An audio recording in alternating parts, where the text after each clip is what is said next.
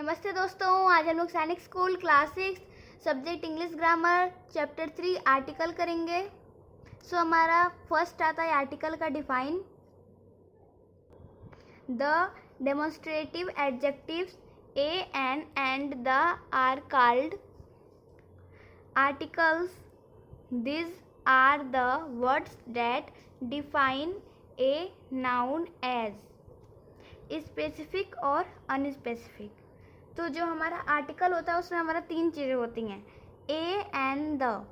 इसमें हमारा कुछ होता है जो स्पेशल होता है, कुछ होता है जो अनस्पेशल होता है। तो इसमें हमें कहीं नाउन का प्रयोग करना होता है, कहीं पे एडजेक्टिव में करना होता है।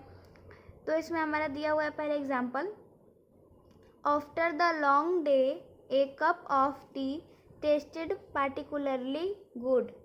तो इसमें हमें बताना है हमारा आर्टिकल कौन सा है, द आर्टिकल हो जाएगा और ये आर्टिकल हो जाएगा।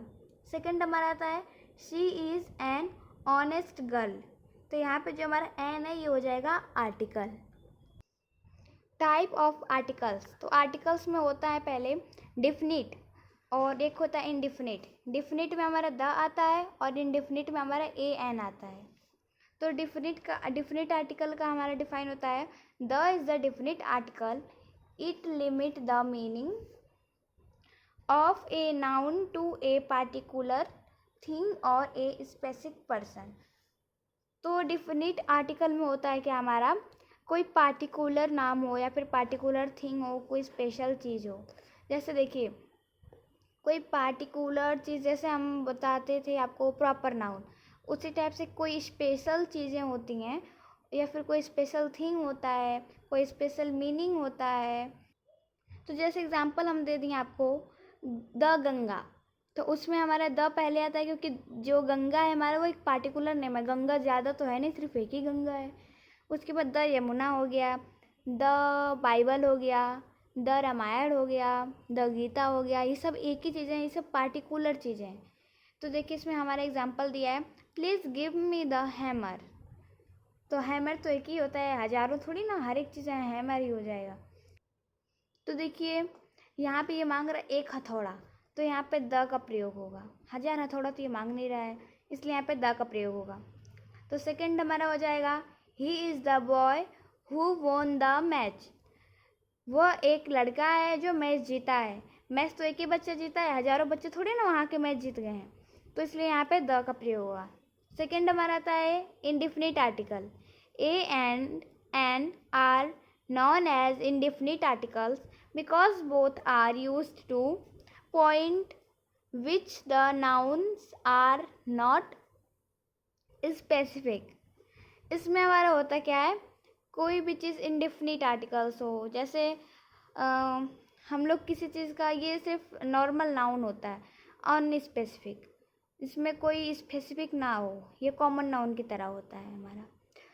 तो यहाँ पे देखिए हमारा एग्जाम्पल दिया हुआ है, a man, an organisation, an egg.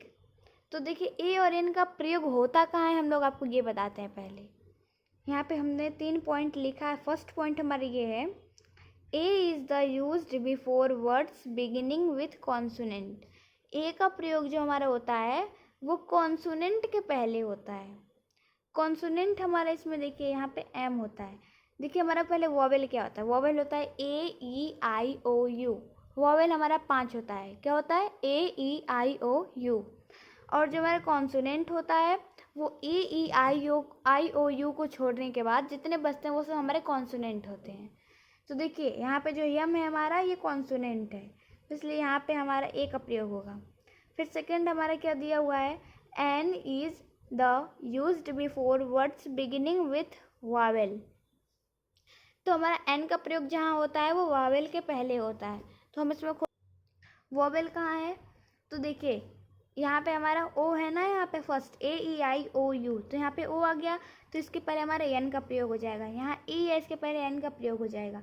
तो आप लोग ये 2 चीज़ हमेशा याद रखिएगा, कॉन्सोनेंट के पहले हमारा ए का प्रयोग होगा और वॉवेल के पहले हमारा एन का प्रयोग होगा। थर्ड हमारा बात ये आता है, सबसे मेन पॉइंट बात क्या होती है, साइलेंट लेटर। साइलेंट लेटर वो होता है, जैसे देखिए यहाँ पे हम लोग लिखे HOUR, बहुत लोग इसको हावर पढ़ते हैं, लेकिन ये होता है आवर। तो यहाँ पे जो एच होता है वो साइलेंट लेटर होता है, तो हम लोग को ओ से मतलब होता है, ओ के हिसाब से यहाँ पे एन का यूज होगा। यहाँ पे हो गया ऑनेस्ट, तो बहुत लोग इसको हॉनेस्ट पढ़ते हैं, तो यहाँ पे भी एच हमारा साइलेंट लेटर है, ओ से हमें यहाँ मतलब है, तो यहाँ पे भी एन का प्रयोग होगा। सो हमारा ये सब खत्म होता है, हम लोग आते हैं प्रैक्टिस एक्सरसाइज पे। मुझे आशा है कि आप लोगों को अच्छा समझ आया होगा। तो हमारा क्वेश्चन फर्स्ट है, you will have to wait for dash hour. तुम किसी का इंतज़ार, तुम 1 घंटे के लिए इंतज़ार कर चुकोगे। तो यहाँ पे हमारा जो यहाँ डैश दिया है उससे हम लोगों को मतलब है, देखिए यहाँ पे भी हमारा है HOUR आवर, तो यहाँ पे भी एच साइलेंट लेटर है, ओ से मतलब है, तो हम लोग यहाँ लिखेंगे एन। फिर सेकंड क्वेश्चन है, dash experience is the best teacher. तो यहाँ पे तो ये मीनिंग पहले से खुद ही बन गया है, मीनिंग को भी हमें ध्यान देना है, ऐसा नहीं है कि मीनिंग को हम लोग छोड़ देंगे। Experience is the best teacher, तो यहाँ पे हमारा यहाँ हो जाएगा नो आर्टिकल। थर्ड क्वेश्चन हमारा है, I have an uncle who is dash engineer. तो यहाँ पे होगा मेरे पास एक अंकल हैं जो एक इंजीनियर हैं, तो यहाँ पे ई है ना, तो यहाँ पे हमारा वो हो जाएगा, एन का प्रयोग होगा क्योंकि ये एक वॉवेल है।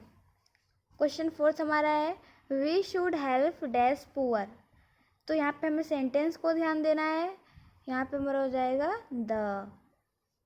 क्वेश्चन फिफ्थ है, dash first 5 chapter will come in the exam. तो यहाँ पे हमारा द का प्रयोग होगा।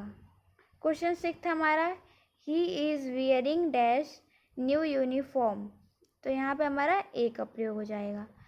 तो बाय बाय दोस्तों, इसी के साथ हमारा चैनल ख़त्म होता है, सॉरी हमारा वीडियो ख़त्म होता है।